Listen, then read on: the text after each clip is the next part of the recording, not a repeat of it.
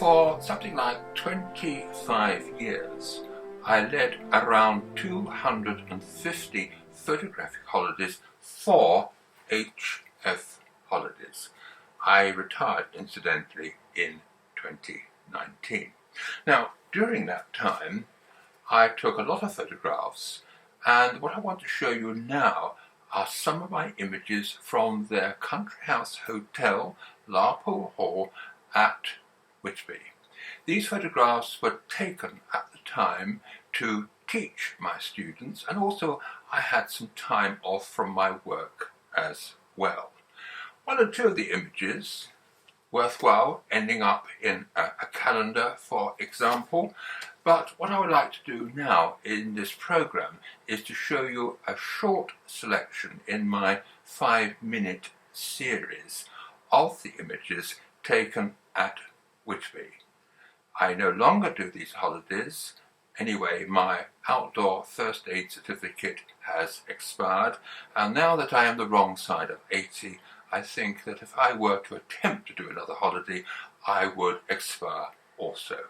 So instead, I hope you can enjoy this selection of images taken at Whitby from the HF Hotel, Larpool Hall, when I used to lead photographic holidays for HF Holidays.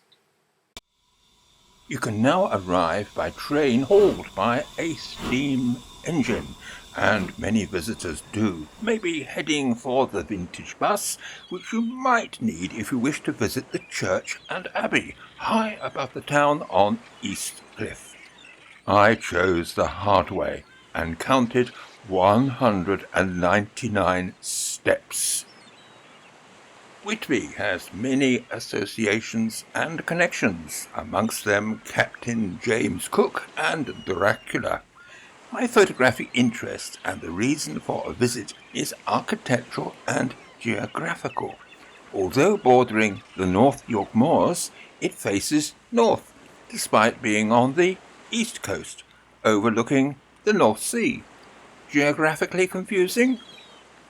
First up, and not far if you wish to rest your weary legs after the climb, is the church. St Mary's has a fine pre-Victorian interior and a triple-decker pulpit.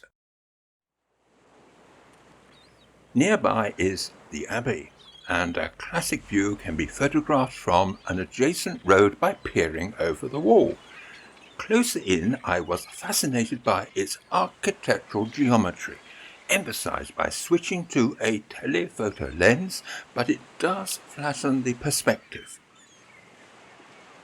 Whitby has an active harbour, and the breakwaters at its entrance reach out far into the North Sea and can be walked. The view back is worth the effort.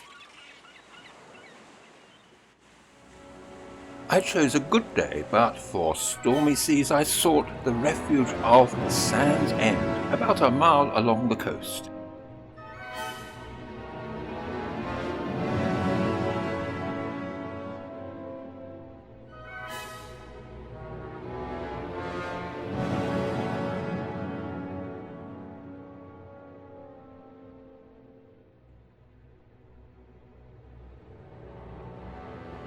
The village, sheltered in the lee of a hill, looks attractive on more picture postcard days.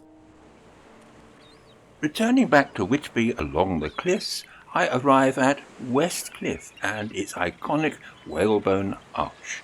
Here my eyes also follow the River Esk back towards Ruswell and its birth in the North York Moors.